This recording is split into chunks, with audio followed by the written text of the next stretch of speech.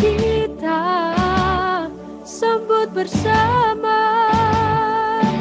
Muktamar Muhammadiyah Malaysia. Kita song-song bersama, kita sambut bersama lintas zaman untuk kejayaan.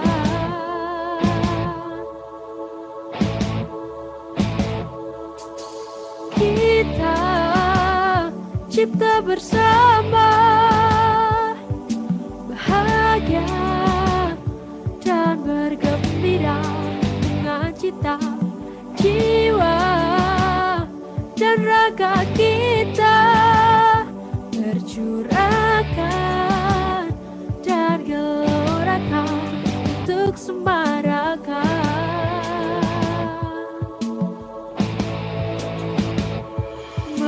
memajukan Indonesia, mencerahkan semesta.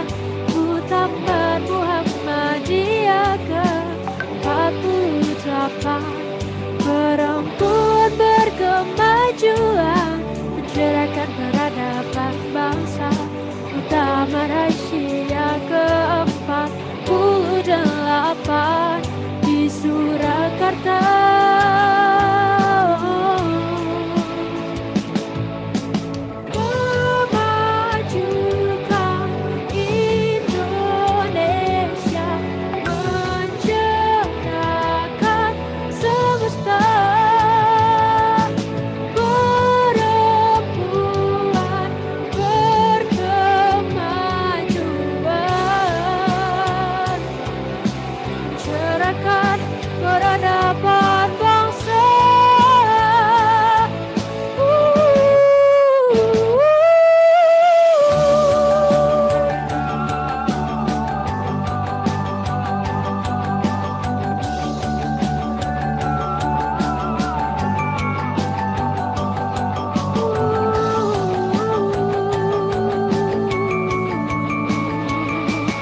Memajukan Indonesia, mencerahkan semesta. Muktamar Muhammadiyah ke-48, perempuan berkemajuan, mencerahkan peradaban bangsa. Muktamar Aisyah ke-48 di Surakarta. Memajukan Indonesia, mencerahkan semesta. Muktamar Muhammadiyah ke-48, perempuan berkemajuan, mencerahkan peradaban bangsa. Muktamar Aisyah ke-48 di Surakarta.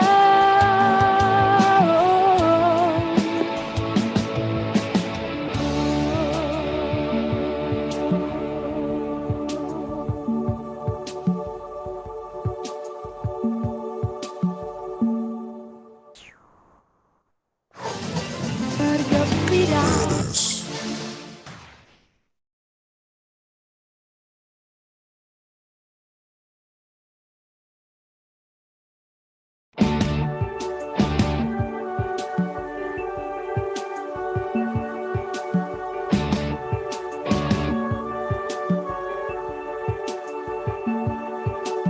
Kita sambut bersama Muktamar Muhammadiyah dan Aisyah. Kita song-song.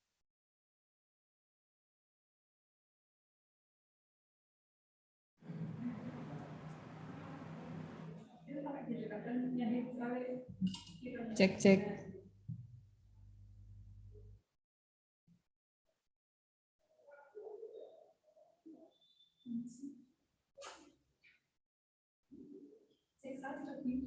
Cek sound. Halo, cek. Udah masuk?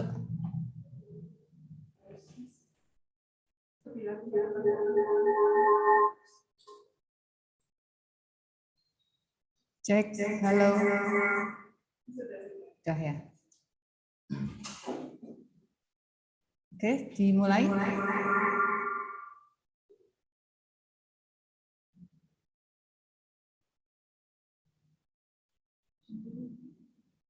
Bismillahirrahmanirrahim. Assalamualaikum warahmatullahi wabarakatuh. Waalaikumsalam warahmatullahi wabarakatuh. Waalaikumsalam warahmatullahi wabarakatuh. Selasa, mudah-mudahan pagi ini secerah hati kita ya. Cuacanya pagi ini luar biasa. Sinar matahari sepertinya melimpah ruah untuk memberikan vitamin D dan juga memberikan kehangatan untuk kita. Oke, pada kesempatan pagi hari ini saya sudah bersama dengan alumni SMA Muhammadiyah Wonosobo, tapi masih rahasia dulu ya, masih saya simpan terlebih dahulu. Kita bertemu di acara kelas inspirasi khusus untuk kelas 12 bahasa ini, yang ada kaitannya juga dengan kelas lintas minat biologi ya. Nanti akan kita ketahui kenapa sih kok kelas lintas minat biologi kok masih ada hubungannya dengan genre gitu ya. Nah, jadi pagi hari ini sudah bersama dengan saya Duta Genre Wonosobo tahun 2020 yang siap membagikan ilmunya kepada kita semua di kelas inspirasi dengan tema cegah stunting ya.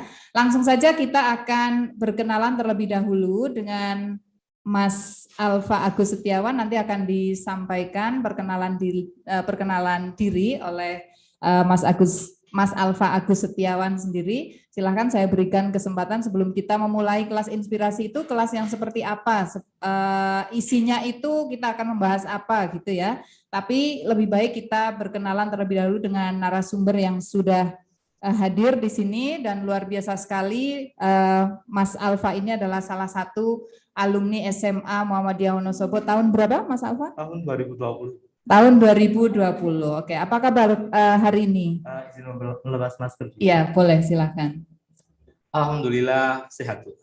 Baik ya. Ya. Sudah siap ini berbagi ilmunya dengan Insya Allah anak-anak siap. SMA Muhammadiyah Wonosobo khususnya kelas 12 bahasa bahasa. ini ya. Silakan diperkenalkan terlebih dahulu. Sebelumnya Assalamualaikum warahmatullahi wabarakatuh. Waalaikumsalam warahmatullahi wabarakatuh. Nama saya Alfa Agus Setiawan, teman-teman bisa panggil saya Alfa. Saya adalah alumni SMA Muhammadiyah Wonosobo 2020. Kemudian saat ini saya menjabat sebagai Duta Generasi Berencana tahun 2020. Luar biasa sekali. Dan Mas Persahabatan Kabupaten Wonosobo tahun 2021. Oh, yang Mbak Mas Wonosobo itu ya? Iya, yang Mbak Mas Wonosobo. Tahun 2021, berarti baru aja kemarin ini? Iya, baru aja Luar 3 bulan biasa ini. sekali, sangat menginspirasi. Dulu kalau boleh tahu pas di SMA itu ikut di ekstrakurikuler apa ini Mas? Untuk di SMA, di SMA dulu saya mengikuti marching band, Bu. Marching band? Iya. Pegang apa ini? Berarti pinter main musik ini? Saya pegang alat musik, Bu, alat musik tiup gitu. Oh, ya berarti sering manggung di mana-mana itu ya? Lumayan, Bu. Jadi menurut Mas Alfa ini ekstra kurikuler atau kegiatan ekskul di SMA ini punya pengaruh nggak untuk kesiapan Mas Alfa sendiri ya, ketika sudah lulus dari SMA kemudian ada bekal gitu, yang dirasakan apa?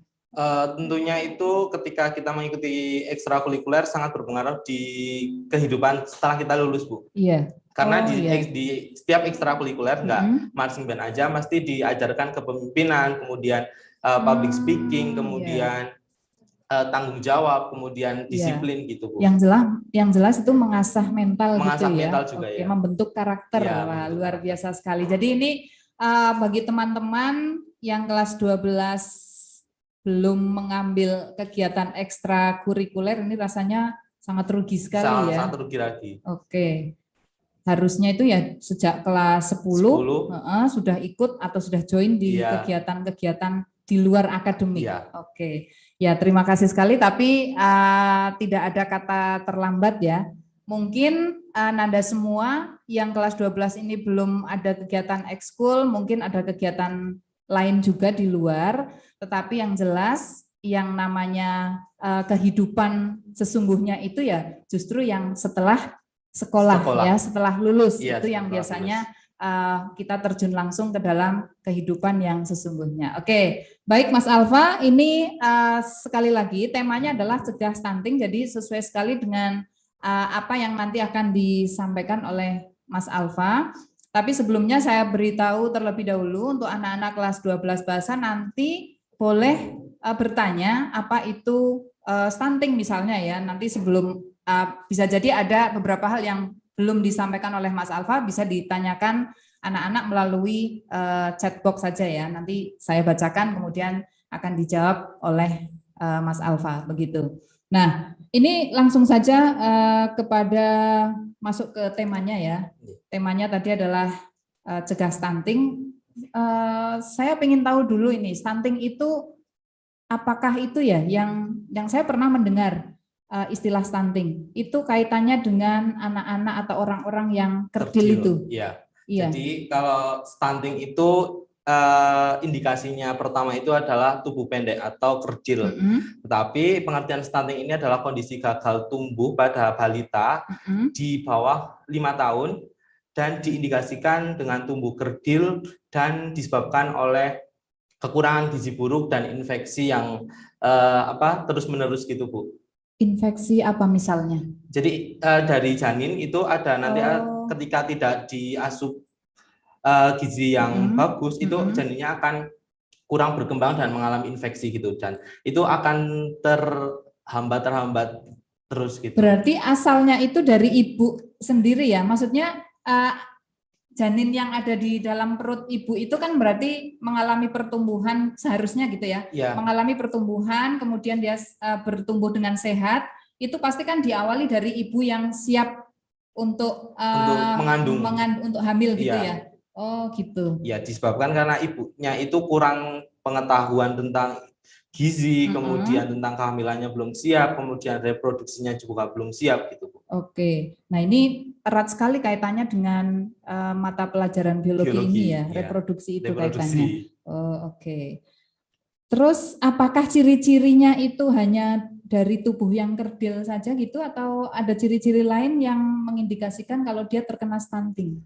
Untuk ciri-ciri khususnya itu indikasi pertamanya tetap tubuh pendek, kerdil, kemudian tetapi untuk tubuh pendek dan kerdil itu belum tentu stunting, karena nantinya akan dicek lagi oleh tenaga kesehatan itu tentang IQ-nya, kecerdasannya, kemudian kekebalan tubuhnya bagaimana gitu. Tetapi kalau misalkan untuk stunting sendiri itu indikasinya tubuh pendek, kemudian otaknya itu tidak berkembang. Terus motoriknya juga tidak berkembang. Berarti memang beda dari anak normal lainnya ya? Iya, beda. Baik secara fisik maupun secara intelektualnya. Oh gitu, oke. Kira-kira kalau anak yang memiliki ciri-ciri stunting tersebut, dampaknya itu apa? Untuk dampaknya sendiri lebih ke keberlanjutannya anak tersebut, Bu. Karena anak yang sekarang stunting itu akan menjadi permasalahan nasional. Karena anak-anak yang stunting nantinya di masa yang akan datang itu akan banyak sekali terkena penyakit, kemudian seperti diabetes, kanker, dan lain sebagainya gitu, Bu. Berarti bisa jadi kekebalan tubuhnya juga menurun. Iya. Oh gitu. Nah ini berarti penting sekali untuk anak-anak remaja ini ya, yang kelas 12 ini setelah lulus jangan cepat-cepat menikah dulu ya. Oke. Bisa jadi kita belum siap secara fisik atau secara mental atau bahkan secara finansial, ya kan? Jadi umur-umur yang masih belasan tahun ini menurut saya memang harus dimatangkan dulu ya. Secara fisik ya jelas, kemudian mental juga iya, kemudian finansial juga lebih penting ini.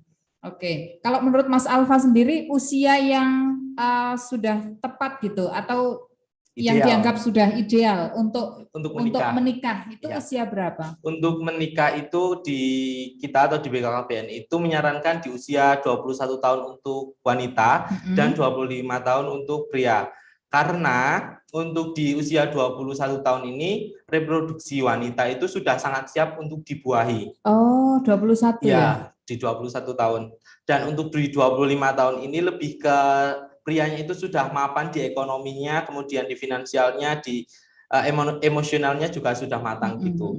Tetapi kan ada peraturan dari pemerintah kan yang sekarang kan usia minimal menikah 19 tahun gitu. Tapi alangkah lebih baiknya di usia 21 tahun dan 25 tahun. Mas Alfa sendiri usianya berapa? Saya masih 19 tahun. Oh, 19 berarti masih sudah boleh secara peraturan ya? Secara pemerintah, aturan pemerintah tadi kan 19 tahun ya. Berarti sudah diperbolehkan, tapi sudah siap apa belum ini? Belum siap. Oke. Ya, jadi anak-anak Nanda semua kelas 12, apalagi yang sekarang masih kelas 12 bahasa, berarti usianya kan masih 17 ya 17 18 ya. Berarti jangan dulu lah semua harus direncanakan ya, harus direncanakan dengan matang. Apalagi saya lihat ini beberapa kan masih suka nge-game gitu ya, seperti Akmal misalnya, itu kan masih suka nge-game, masa iya mau tiba-tiba lulus langsung menikah kan nggak mungkin sekali ya Mal ya. Nah ini harus disiapkan dulu memang secara mental karena kita akan mendidik seorang anak. Ya kan? Ya. Nah ini juga kaitannya penting sekali.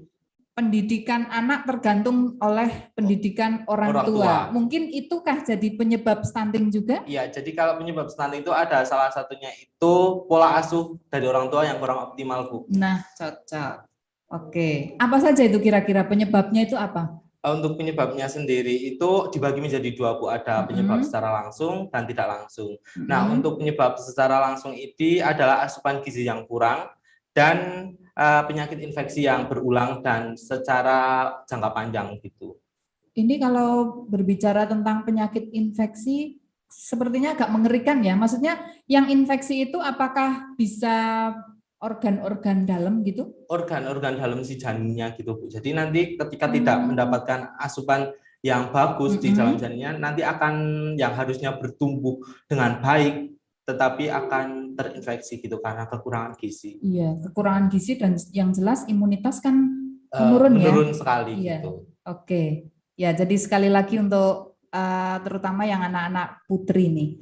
Ini warning untuk kita semua. Anak-anak putri ini akan menjadi pencetak generasi muda Indonesia ya. Akan menjadi anak-anak yang kuat atau tangguh itu kan tergantung dari kitanya juga sebagai seorang ibu itu sudah siap atau belum. Nah, siapnya ini sekali lagi, siap harus secara mental, siap secara fisik, dan juga siap secara finansial atau secara ekonomi. Kan kita nggak mungkin ya memberikan makanan-makanan yang bergizi, tapi sementara kita sendiri belum siap secara finansial untuk membeli makanan yang bergizi gitu ya. Oke. Sudah ada pertanyaan atau belum, Mbak Chandra? Sebelumnya ini masih. Oh ya, masih ada. Untuk penyebabnya itu ada yang tidak langsung, secara tidak langsung ini. Oh, tadi itu yang langsung itu ya. Okay. Untuk penyebab yang tidak langsung ini adalah penyebab yang disebabkan karena penyebab langsung sendiri, yaitu ada faktor akses untuk mendapatkan makanan bergizi, kemudian akses layanan kesehatan, kemudian kesehatan lingkungan seperti air bersih dan sanitasi gitu, Bu. Iya, itu kalau yang tidak langsungnya. Ya, jadi mungkin langsung. Kalau yang tinggal di daerah pedalaman, gitu bisa juga ya. Itu untuk di Wonosobo sendiri, Bu, masih kebanyakan untuk kasus stunting ini ada di daerah-daerah yang mungkin berbatasan dengan kabupaten lain ataupun jauh dari kota gitu, Bu. Karena untuk mengakses fasilitas kesehatan susah, air bersih juga mungkin susah gitu sanitasinya ya. Juga masih rendah sekali di sana. Oh iya, oke. Tapi kalau yang sudah agak di kota-kota gitu mungkin ya mungkin sudah sudah tertekan gitu ya maksudnya untuk penyebab yang tidak langsungnya ini sudah tidak begitu dirisaukan gitu ya. Oke, sambil menunggu ada pertanyaan dari Nanda semua. Kita ternyata ada salam genre yang tadi belum disampaikan tadi terlewat ya kelupaan. Itu salam genrenya seperti apa Mas Alfa? Nanti biar anak-anak tahu, biar teman-teman tahu dan bisa memberikan salam genrenya. Untuk salam genre sendiri ini gini Bu. Jadi ada maknanya enggak ini? Ini ada maknanya, yaitu kita bertugas untuk menzerokan triad KRR. Triad KRR ini itu adalah pernikahan dini, kemudian HIV/AIDS dan nafsa. Oh, narkoba itu? Iya, narkoba. Jadi ini adalah permasalahan besar para remaja yang harus kita nolkan atau kita minimalisir harus kita nihilkan ya. Untuk kita nihilkan. Nah, untuk salam genre sendiri nanti itu ada salam genre, salam remaja genre, sehat, cerdas, ceria. Waduh, ini bisa nggak ini? Anak-anak bisa menirukan nggak? Coba videonya semua dinyalakan, kemudian kita akan salam genre, ya. Ini sama mikrofonnya coba dibuka semua biar kita salamnya nanti.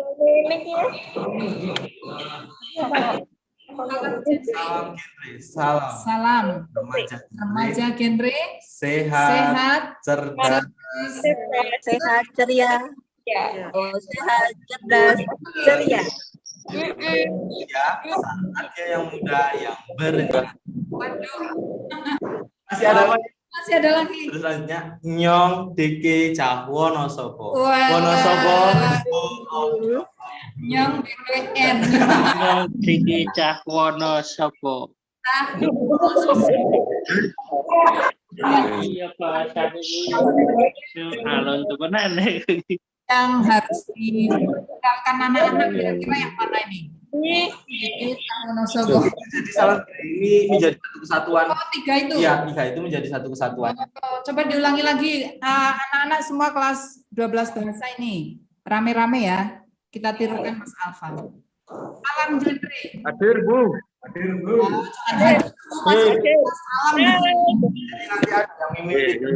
Salah satu yang Ya, mimpin. salah satu yang mimpin. Saya yang mimpin ya. Ya. Saya cheerleadernya.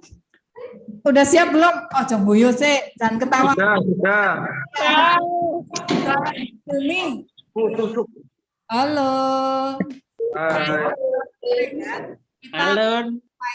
Saya akan menjadi cheerleader, saya akan memimpin. Nanti teman-teman Anda semua menirukan Mas Alfa ya. Siap. Oke.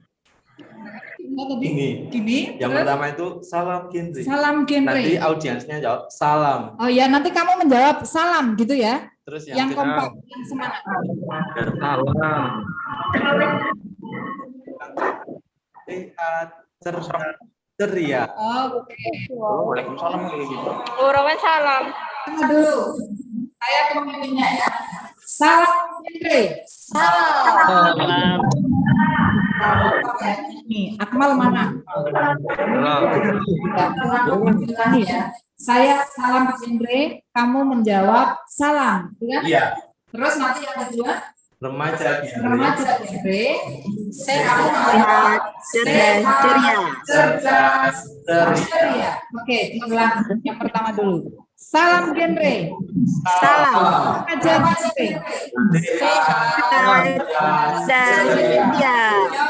Deke. Yang ketiga itu ada genre Indonesia. Indonesia. Saatnya yang muda. Yang muda. Yang berencana. Genre Indonesia. Saatnya yang muda. Yang berencana. Nyong Deke Cah Wonosobo. Nyong Diki Cah Wonosobo. Tangan untuk Alfa ini luar biasa, semangat sekali untuk memberikan salam. Kalau seperti ini berencana maksudnya apa ini? Ini 2 anak lebih baik. Oh, 2 anak lebih baik. Iya. Kalau 5? Itu bukan masuk program kami. Oh, enggak masuk program. Iya, tidak. Oh, yang Berarti 2 2 anak anak cukup. lebih baik. 2 anak lebih baik. Iya. Oke, baik. Oke, sebelum saya melanjutkan masih ada beberapa pertanyaan ini Mas Alfa, tapi kita lihat terlebih dahulu ada video. Something. Kita lihat dulu dari anak-anak, silakan melihat video, kira-kira durasinya 5 menit, tapi ini video luar biasa sekali yang dibuat oleh siswa SMA Muhammadiyah Wonosobo. Silakan.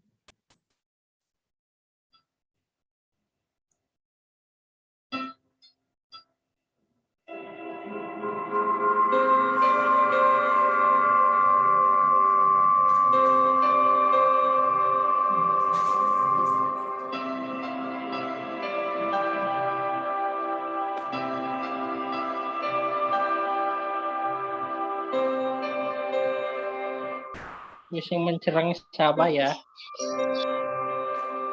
Assalamualaikum Kak. Kalau salah Bu. Pak, bisa dapat beasiswa. Enggak. Saya kamu nikahkan, saya jodohkan. Tidak, Pak. Kita tetap ingin melanjutkan sekolah. Tidak. Saya nikahkan.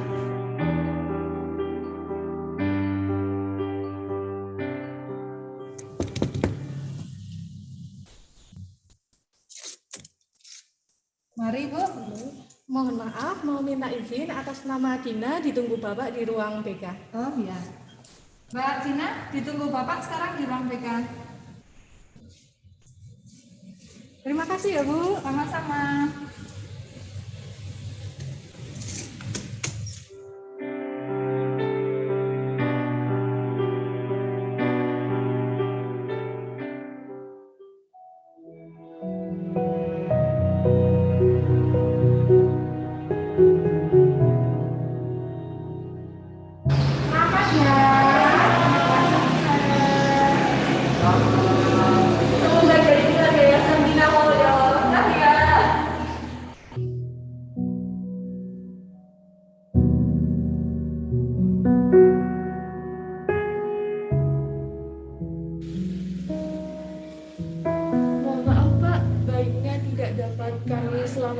Masya Allah, astagfirullah.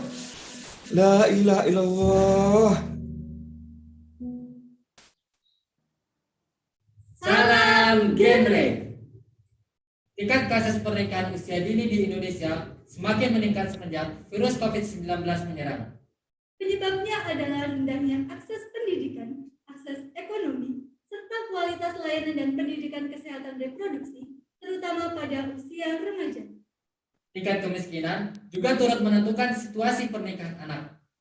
Karena tuntutan ekonomi pada keluarga yang mengharuskan anak putus sekolah dan lebih memilih menikah usia dini. Dampak dari pernikahan usia dini pun dapat meningkatkan risiko kematian ibu dan bayi saat proses melahirkan, terhambatnya aspek pendidikan dan pengembangan diri, serta memicu kekerasan dalam rumah tangga. Cegah pernikahan usia dini.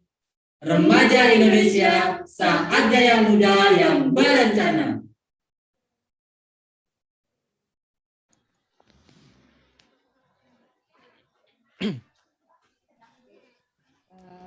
Itu luar biasa sekali videonya ya, menginspirasi kita dan mengingatkan untuk tidak menikah dini. Oke. Jadi meskipun kamu merasa sudah siap, tapi kan itu perasaan kamu ya. Apalagi sudah punya pasangan misalnya, sudah merasa saya sudah punya seseorang yang mau berkomitmen dengan saya. Apakah stunting bisa dicegah dengan komitmen? Oke, tetap kita persiapkan mental kita terlebih dahulu, fisik dan juga pendukung finansial. Iya. Ini ada beberapa pertanyaan selanjutnya yang perlu saya tanyakan ke Mas Alfa ini. Ya, masih ada sekitar, ya ada beberapa ini ya. Iya. Nanti anak-anak yang mau bertanya juga boleh silahkan menuliskan di. Salam genre dulu boleh? Boleh. Untuk mengingatkan yang tadi salamnya seperti apa? Siap anak-anak? Halo? Oke, ya kameranya dinyalakan, kemudian mikrofonnya juga untuk mengucapkan salam. Sudah siap belum? Ya, silakan dulu. Berapa yang hadir ini Mbak Chandra? 21. Oke, baik. Kita siap-siap salam genre terlebih dahulu. Salam genre. Salam. Kalau seperti itu, ulangi. Ini remedi kalau kayak gini. Diulangi. Salam genre. Salam. Siapa sih yang jawab? Awas ya. Oke, sekali lagi diulangi. Salam genre. Salam. Oke, terima kasih sekali responnya dan juga semangatnya pagi ini. Mudah-mudahan karena memang suaranya yang seperti itu, tapi semangatnya tidak meletre ya. Oke. Pertanyaan selanjutnya ini. Tadi kan kalau melihat bahwa stunting itu berbahaya. Ini bisa dicegah apa tidak? Untuk stunting ini bisa dicegah atau dikoreksi namanya di dikoreksi istilah gitu. tenaga kesehatan itu pada usia 1000 pertama kehidupan, Bu, atau HPK. 1000 pertama kehidupan. Jadi ketika nanti kan sudah dijanin Ibu. Nanti kan pasti ada cek ke tenaga kesehatan, cek ke bidan itu kan nanti mulai terindikasi biasanya.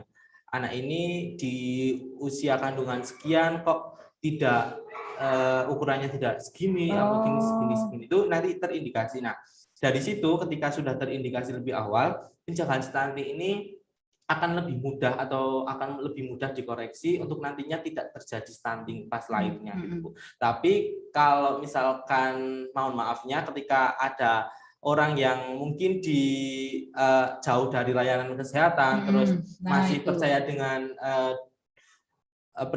dengan hal-hal mitos gitu, nanti kan biasanya ibu yang mengandung itu tidak mau ke bidan untuk mengecek kehamilannya.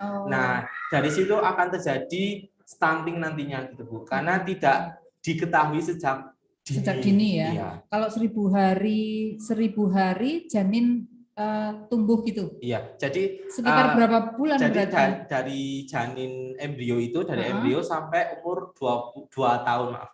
Dari embrio sampai 2 tahun itu yang periode Mas untuk mencegah atau Untuk mengkoreksi pencegahan. terjadinya stunting gitu. Iya. Tetapi kalau misalkan sudah lebih dari 2 tahun, misalkan katakan 3 tahun atau 4 tahun, 5 tahun, itu sudah tidak bisa dikoreksi lagi. Akan kedepannya sampai si anak tersebut menjadi dewasa itu akan terjadi stunting. Gitu. Jadi memang masa-masa masih bisa mengoreksinya itu sampai maksimal 2 tahun. Gitu. Jadi kita tahu sekarang ya, kenapa ASI itu harus diberikan sampai 2 tahun ya. Gitu. Oh ya, tetap apa namanya? Kalau kita mengacunya kepada agama, itu pasti ada alasan yang memang ternyata baik untuk kita ya, untuk kesehatan kita. Oke, itu untuk pencegahannya. Terus kasus di Wonosobo sendiri gimana, Mas Alfa melihat? Untuk kasus yang saya lihat ini, saya petik dari sambutannya Bupati Wonosobo pada rapat koordinasi Pokja Advokasi Daerah tentang penguatan dan penanganan stunting di Wonosobo. Itu untuk di tahun 2020 sendiri, itu prevalensi terjadinya stunting di Wonosobo ini sekitar sebanyak 27,17%. Nah, itu sudah angka yang sangat tinggi untuk terjadinya kasus stunting.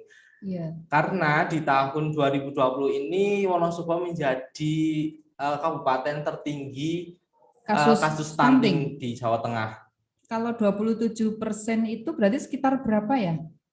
Berapa jumlah gitu? Untuk jumlah pastinya ini itu Bu, dari pihak pemerintah ini mempresentasikan gitu. Jadi mempresentasekan gitu. Oh, berarti hanya dihitung persentase gitu ya.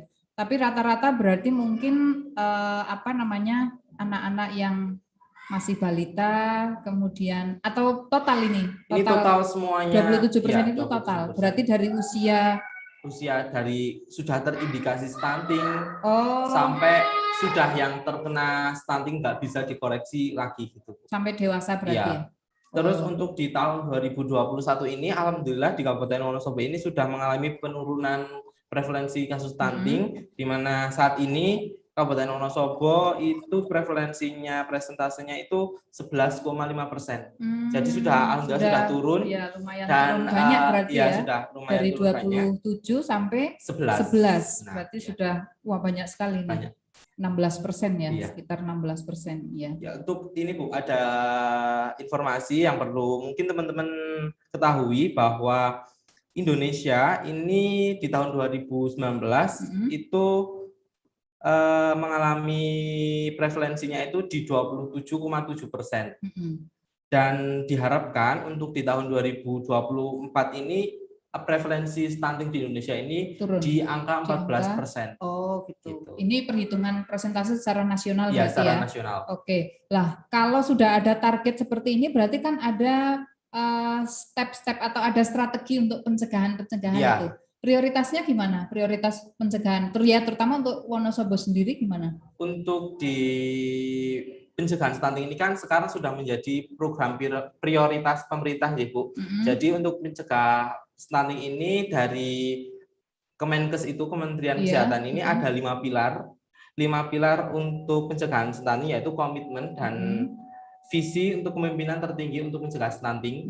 Kemudian ada kampanye nasional tentang pencegahan stunting. Kemudian ada konvergensi, koordinasi dan konsolidasi program pusat kepada program-program pencegahan stunting di daerah.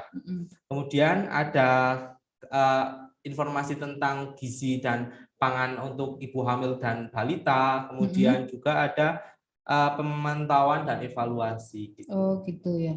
Jadi salah satu Mas Alfa hadir ke sini berarti ini juga salah satu strategi itu ya. Untuk mencegah. Apa berarti sosialisasi?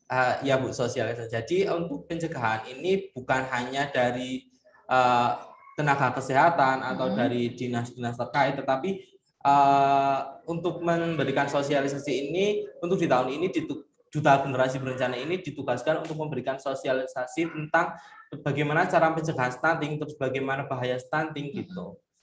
Oke. Berarti ini terima kasih sekali Mas Alfa ya Iya, sudah Bu, hadir sama-sama, di Bu. SMA Muhammadiyah dan memberikan pengetahuan untuk kita, untuk anak-anak semua, meskipun ini jurusannya bahasa tapi harus mengetahui juga kan tentang stunting ini, bahaya stunting dan juga tentang kesehatan reproduksi. Iya. Karena kita semua sudah disiapkan untuk menjadi orang tua yang hebat. Orang tua yang hebat itu yang melahirkan generasinya juga generasi yang hebat. Oke, terima kasih sekali. Nah, ini untuk cara pencegahannya sendiri bagaimana, Mas Alfa? Untuk cara pencegahannya yang barusan saya sampaikan Bu, itu ada 5 pilar. Oh, yang 5 pilar ya, itu. 5 pilar untuk mencegah stunting itu. Selain dari 5 pilar tersebut, kita juga harus kita sebagai remaja itu harus merencanakan kehidupan untuk selanjutnya atau kehidupan berkeluarga.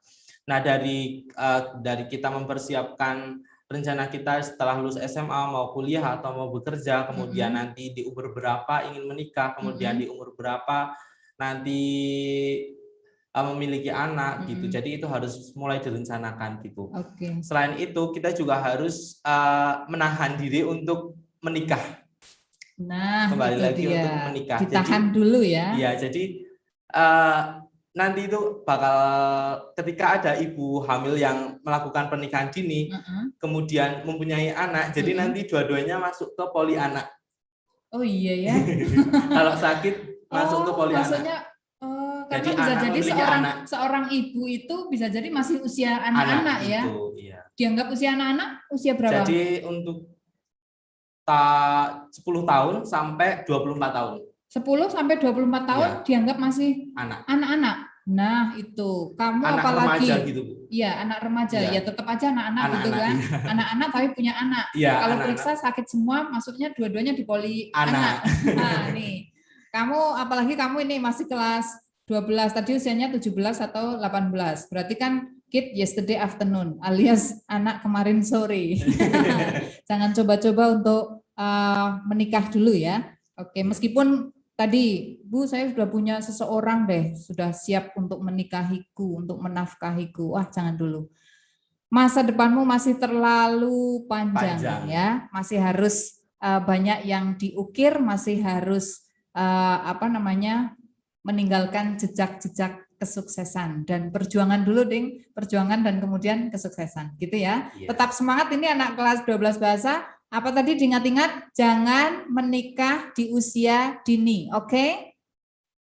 Dijawab dong, oke. Nah, bagus, jempolnya seperti itu. Terus tadi yang berencana itu seperti ada slogan berencana itu keren, seperti ini. Kalau biasanya kita mau foto juga seperti ini, tapi maknanya sarangi itu beda lagi ya. Yang ini berencana itu keren. Pokoknya apa-apa harus direncanakan, apalagi untuk pernikahan ya, harus itu. Tidak boleh kamu menikah itu asal. Ngasal itu ya berarti tanpa rencana, pokoknya saya pengen karena sudah dijodohkan sama orang tua misalnya, atau sudah ngebet banget nih, pengen banget nikah, jangan dulu. Oke, berencana itu keren. Oh ya Bu, ini ya, saya ada kasus, saya mengunjungi daerah perbatasan di Wonosobo, di mana di daerah tersebut itu masih mempercayai ketika dilamar di usia berapapun harus diterima, meskipun masih usia 15 tahun, masih usia 16 tahun itu harus diterima.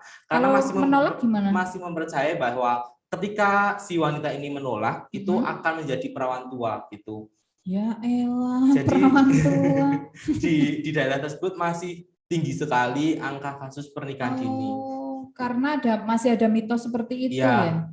Selain angka pernikahan dini yang tinggi, kemudian angka kematian ibu dan bayinya juga lumayan tinggi, kemudian angka perceraiannya juga sangat tinggi. Nah, itu dia. Ini boleh sebut nama nggak daerahnya di mana? Mungkin nggak boleh ya.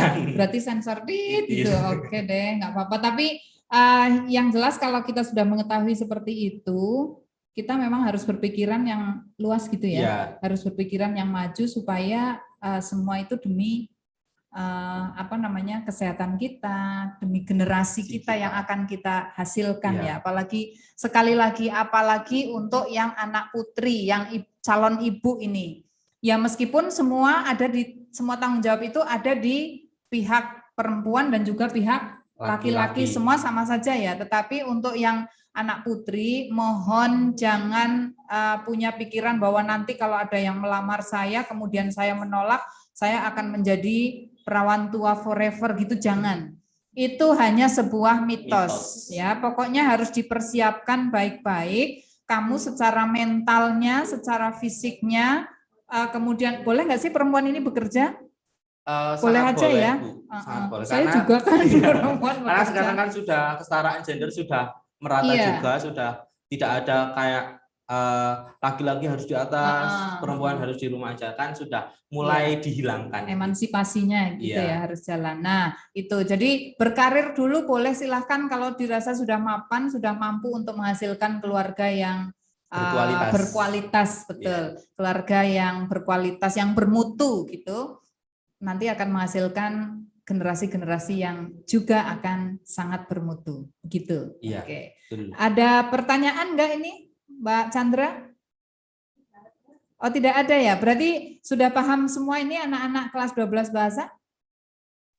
Sudah paham? Alhamdulillah. Juga boleh yang mau bertanya langsung, mikrofonnya dinyalakan. Itu sepertinya ada yang angkat tangan tadi mau bertanya, mungkin siapa, tapi ya saya kurang jelas namanya.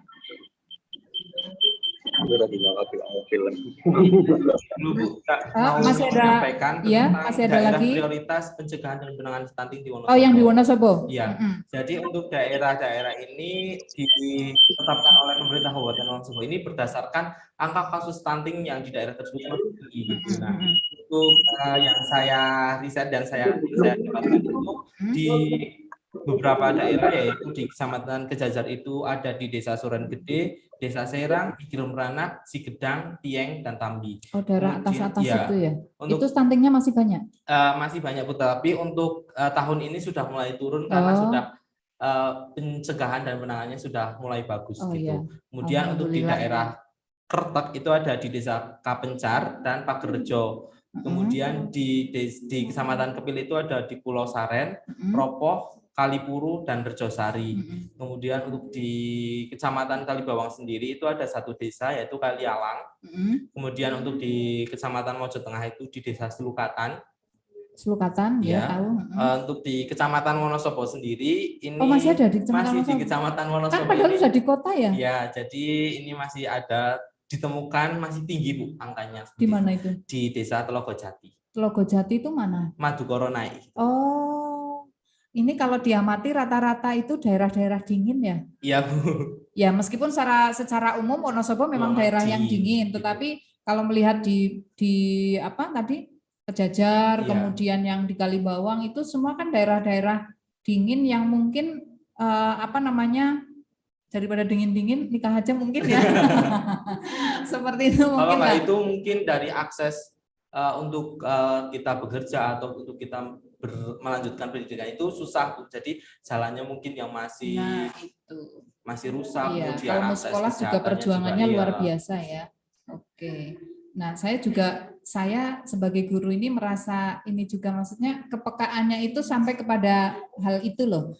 Akibat ini loh PJJ yang seperti ini, saya mengkhawatirkan banyak anak-anak yang harusnya sekolah itu tapi kemudian merasa sinyal kan juga susah ya, kalau di daerah-daerah yang agak jauh terpencil seperti itu mau PJJ susah, nggak ada sekolah yang buka, lah terus mau ngapain gitu. Nah, saya berpikirnya kok jangan-jangan ini anak-anak akhirnya pada menikah gitu. Nah, ini ada temuan kasus, Bu, di tahun 2020-2021 ini di Provinsi Jawa Tengah itu untuk kasus pernikahan dini ini naik kembali, Bu. Karena berarti tepat pandemi itu. COVID ini, nah, Bu. Iya, maksud saya seperti itu. Jadi, iya bisa jadi itu karena memang mau sekolah, nggak sekolah juga ngapain gitu kan? Nggak sekolah di rumah nggak ada kerjaan.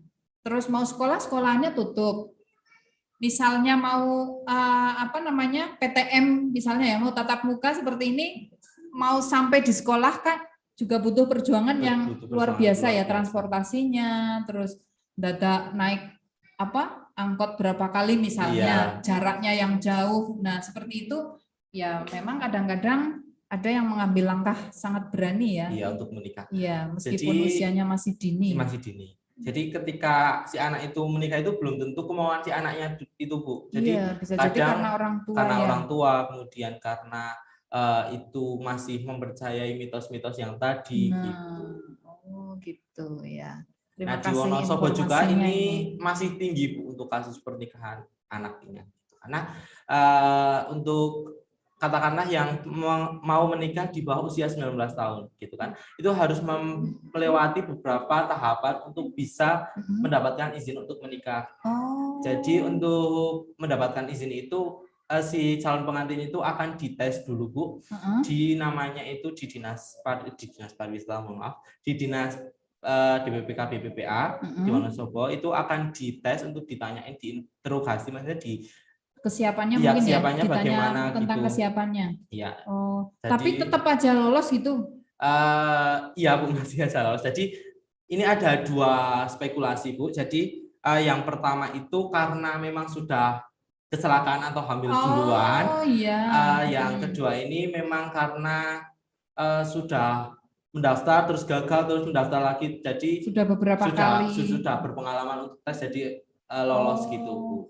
Iya. Tetapi untuk dari dinas DPPK BPPA itu saya pernah menanyakan tentang berapa sih persentase kelulusan calon pengantin untuk mendapatkan izin menikah. Nah, untuk presentasenya itu 99%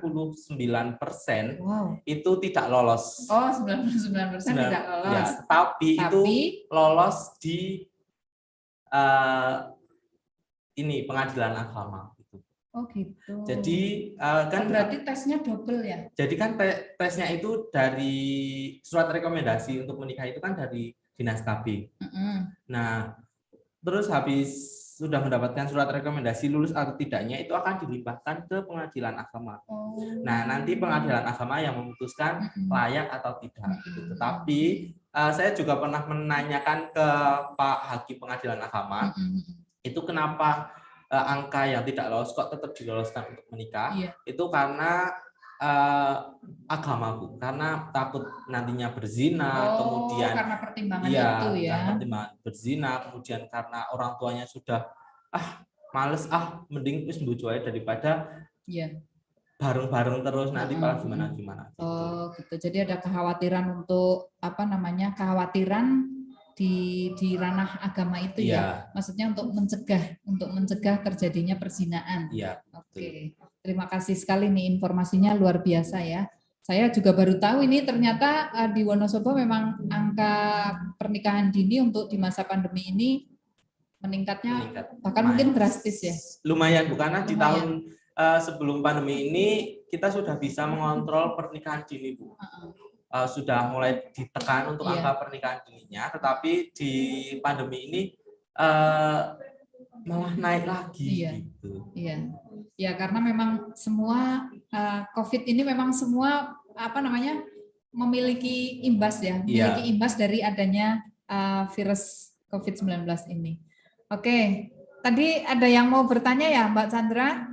Kita kembali lagi ke peserta yang mau bertanya, boleh untuk menanyakan secara langsung, mengangkat tangan, kemudian videonya dibuka, mikrofonnya juga dinyalakan. Silakan. Tadi siapa ya, Mbak Heni? Heni atau siapa?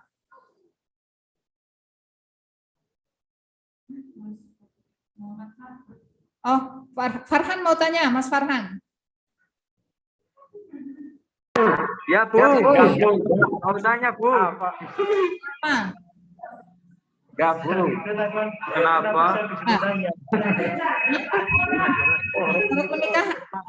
Saat menikah.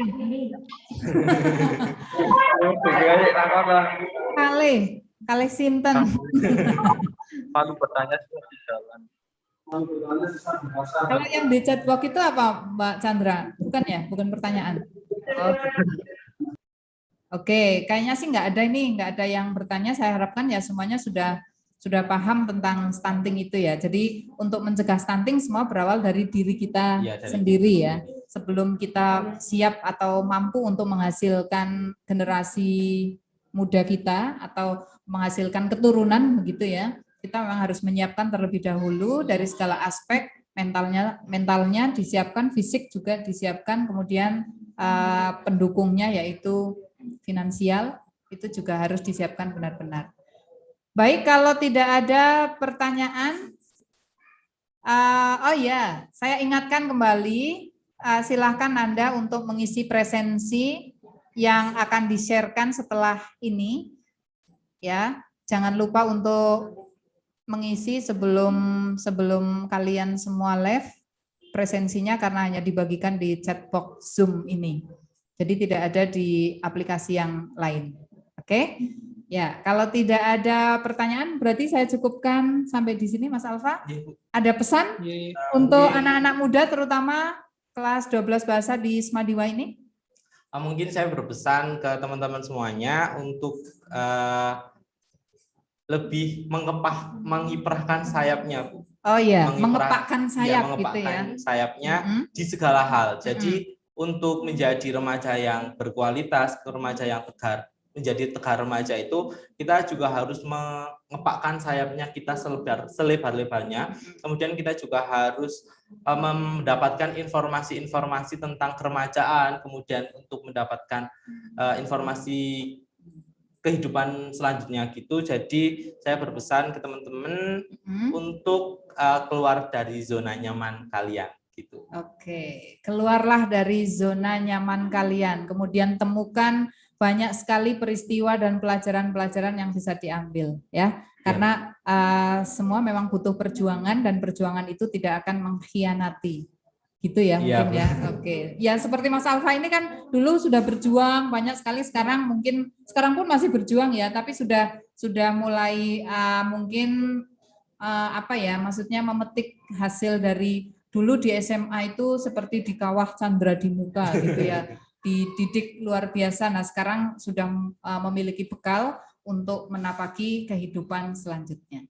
Oke, saya kira sampai di sini saja kalau tidak ada pertanyaan, dan saya juga berpesan kepada Nanda semuanya untuk tetap menjaga kesehatan, tetap menjaga mental, dan juga mengasah karakter kita ya.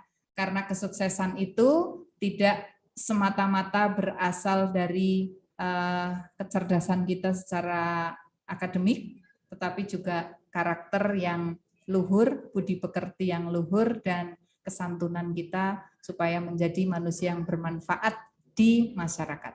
Itu saja, sampai di sini. Mau kasih salam genre? Boleh, ya. sekali lagi untuk closing. Untuk closing, silakan bersama-sama. On cam semuanya, mau difoto juga ini sama Mbak Chandra. Semuanya on cam, kita terakhir untuk memberikan salam genre dan menyebarkan semangat genre. Genre itu tadi singkatannya apa ya? Generasi berencana. Oke. Sudah siap semuanya? Saya memimpin salam genre gitu ya. Kemudian kalian semua nanti menjawab dengan salam. Oke. 1, 2, 3. Salam genre. Salam. Yang lebih semangat. Salam genre. Terima kasih, saya akhiri sampai di sini. Assalamualaikum warahmatullahi wabarakatuh. Waalaikumsalam warahmatullahi wabarakatuh.